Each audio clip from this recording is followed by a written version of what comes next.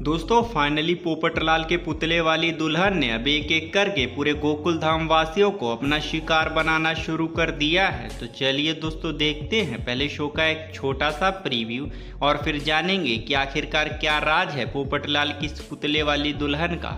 जल्दी से मेरे घर की चाबी लेके ऊपर आइए ना प्लीज। यो अरे मैं कब से बेल बजा रहा हूँ, बापूजी और टप्पू दोनों में से कोई दरवाजा नहीं खोल रहे।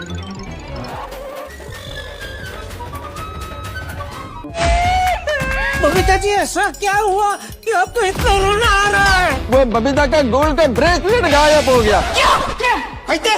कल माधवी आंटी की इयरिंग्स गायब हो गए, आज दादाजी की चेन गायब हो गई। गोकुल धाम में मचा शोर, घुसा है कोई चोर।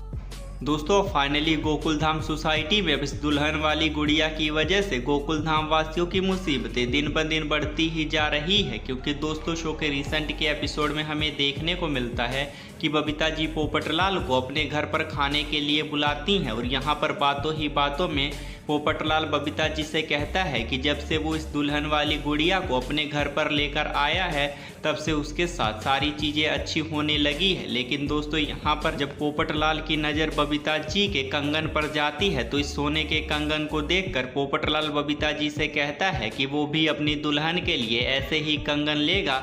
और दोस्तों यहाँ पर इंटरेस्टिंग बात तो ये रहती है कि पोपटलाल के इतना कहने के बाद ही अगले ही दिन बबीता जी की ये जो सोने के कंगन है वो गायब हो जाते हैं और यहाँ पर किसी को भी ये नहीं पता चलता कि आखिरकार बबीता जी के जो कंगन है वो कहाँ गए और माधवी भाभी के झुमके और अपने चंपक चाचा की सोने की चेन, ये सारी चीज़ें अचानक से कहाँ गायब होनी शुरू हो गई है।